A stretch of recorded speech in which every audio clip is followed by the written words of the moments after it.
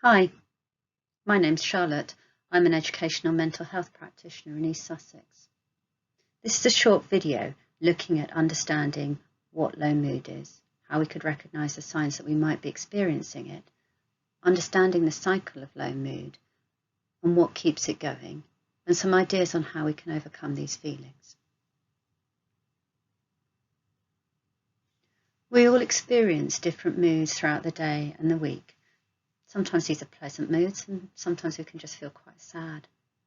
External factors like friendships, illness, bullying, family relationships, not feeling like we have any energy can influence how we feel, and they can make us feel quite sad.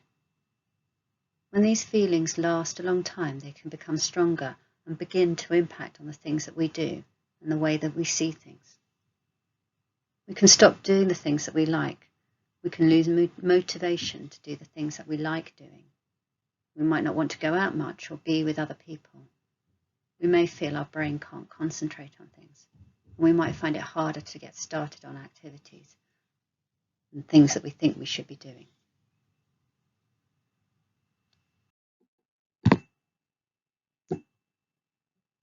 We might also notice some of the following signs that show that we are feeling or experiencing low mood. We may be feeling grumpy or irritable. We might be feeling more tearful or emotional than normal. We may have lost interest in eating or be comfort eating. We may be finding it harder to concentrate and make decisions or stay focused. We may feel like we have no energy. We may have lost interest in life or feel that life isn't worth living. We may have thoughts of hurting ourselves or even have started to do this.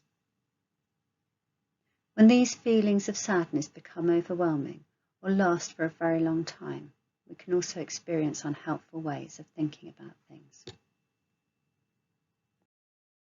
When we're feeling low, it can impact on the way we think, the way we feel, and what we do. So let's explore that a bit more. If we feel low, we're more likely to have unhelpful thoughts and be critical about ourselves and the events around us. That low grade that we got in that test just proves that we never get anything right and that things around us always go wrong.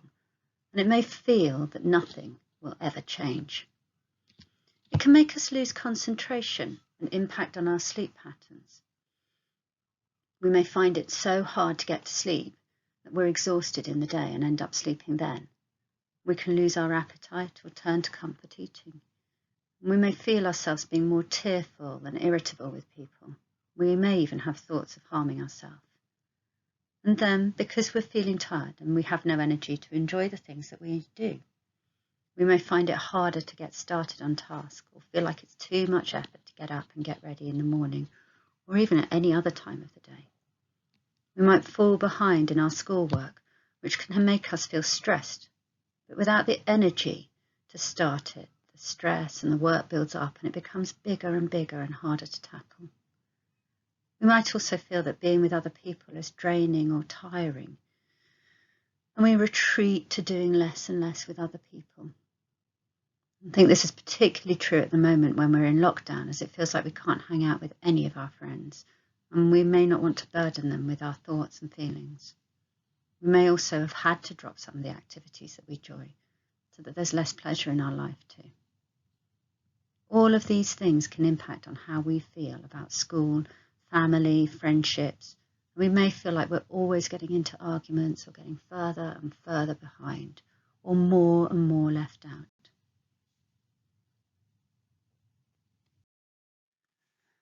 Sometimes people talk about low mood as a vicious cycle. Because you don't feel like doing anything, you don't start anything, and your mood drops. So you become more tearful and it becomes harder to do things that you once enjoyed. Without pleasure in your life, it gets even harder to have the motivation to do the things that you enjoy doing. And we begin to think that we're worthless or things are hopeless and that there's no point as we always fail. The more we think that way, the harder it becomes to do the things that we like doing, and our mood and the way we feel drops even further. For example, when we're low, it can become really hard to stay in touch with our friends, even when they're reaching out to us. Sometimes we might receive text from them and we don't feel in the mood to answer. In the short term, that makes us feel a bit better, but in the long run, it doesn't really help with our mood.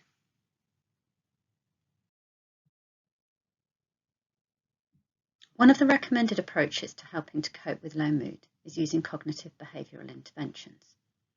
These help us to change what we do, and this can help with the way that we feel and think about different situations. The aim is to move to a better balance in life, where we feel like we can cope better with our different moods and understand how we feel a bit more.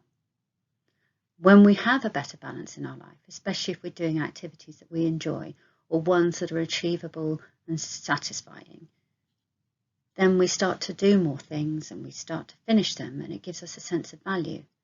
And the more we succeed in finishing things, the better we start to feel about life too. Monitoring our mood. It can be hard to pin down what our feelings are or even remember them, so some people find it useful to keep a diary or a log to track the different activities they do during a week. When filling it in, it might be helpful to rate how strongly you felt during each activity. You can see an example on the screen now of how Joe rated their week. Walking to school in the rain and the science lesson didn't help Joe's mood, but having lunch with Dennis did. When we start to track our moods across a week or two, we can start to identify patterns or understand how our mood links with what we do. You might have noticed yourself or heard other people saying, "I'm not in the mood today, I'll do it tomorrow." But tomorrow comes and we still feel pretty low and hopeless, and now we have another day of tasks not completed. If we keep doing the same thing, we keep getting the same result. That vicious cycle is back, making it harder to do things, and our mood won't change, and it stays harder to start or complete things. So we need to work to a plan, not to the mood. By taking small steps, we can start to reverse that cycle and start to feel a bit better. We may feel like we have more energy and more confidence to start taking the next steps. Having a routine around when we go to bed, meal times and exercise can be a really good starting point. We've all heard people telling us about the importance of good diet and a regular amount of sleep for a reason. They both help to lift our mood, as does regular exercise. Even if it's just a quick walk around the block or a 5-minute plank challenge, every little thing that we can do will help. Other members of my team have produced a video about sleep and how to develop good sleeping habits and routines, which you might also find helpful to watch. You'll find a link to it at the end of this one. When we look at building back enjoyment into our lives, it can be really hard to remember what we enjoyed, or we can find lots of reasons why we might not succeed.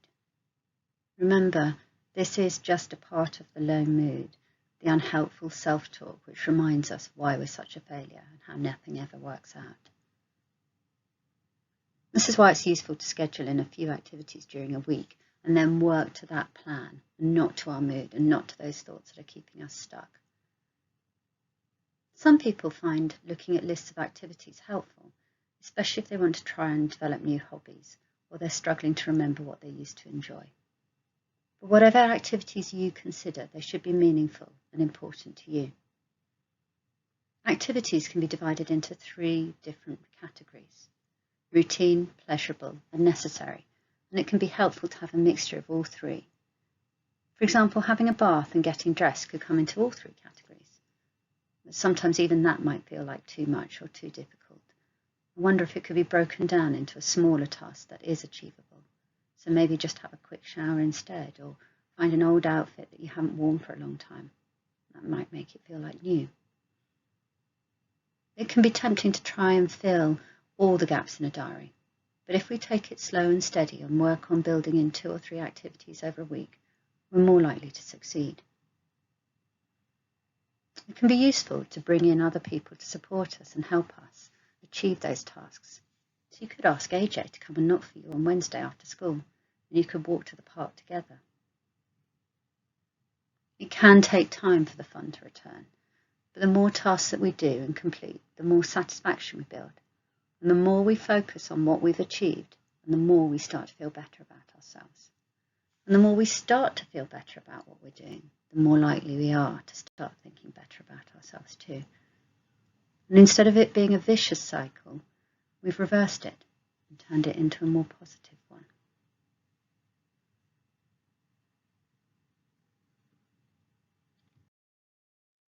It might be useful to have a look at how we can get ourselves started, using an example of Nika. She kept watching films about people surfing and wishing that she could do it as well. She kept thinking about how she felt like her life was on hold at the moment, and that she was feeling really low and that everyone else was having a better time than her. She was really envious of Tom and Tara, who go surfing quite regularly as they live near the beach. One day Tara asked her to join them, but said they'd be going at about 8 o'clock in the morning. Nika's immediate thoughts were, no way, it's far too early, I don't have any kit, it's going to be too cold, how on earth am I going to get there? Nika told Tara that she'd love to go another day, but she wasn't really in the mood for it. In the short term, Nika felt she'd made a good decision, but in the long term it just made her feel more worthless. Nika was working with the educational mental health practitioner to try and schedule some activities into her week to help her lift her mood.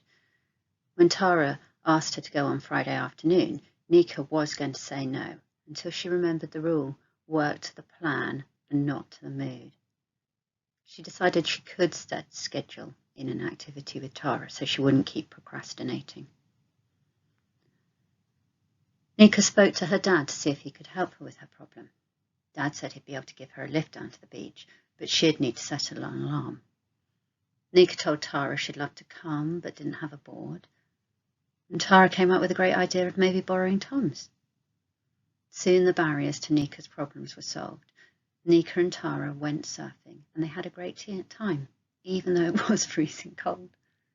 Nika found that she could enjoy the experience and asked Tara if she could go again. Tara suggested that they did it again the following week. Doing an activity with a friend helped Nika to feel like she could do things, and she felt more positive about life. And although she knew that she wouldn't go surfing every week, it made her feel like if she could try that, then maybe she could try something else, like practicing her football skills next week, so that when lockdown's over, she'd be in a better place to rejoin the team.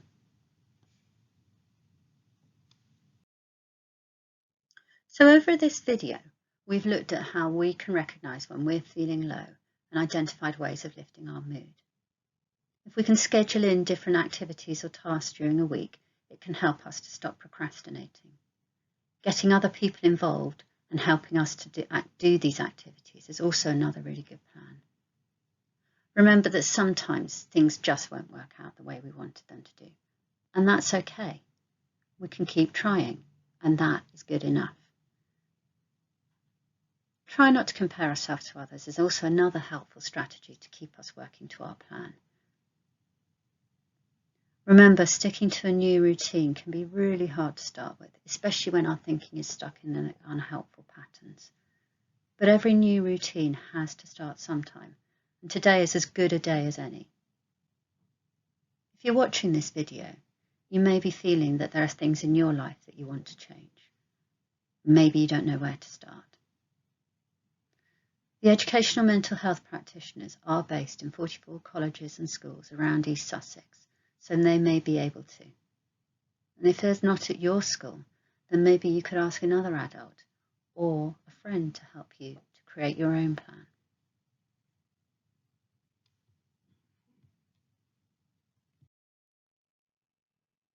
Earlier in the video, I mentioned that there would be some links at the end directing you to YouTube videos that you can watch to help you support your mental health.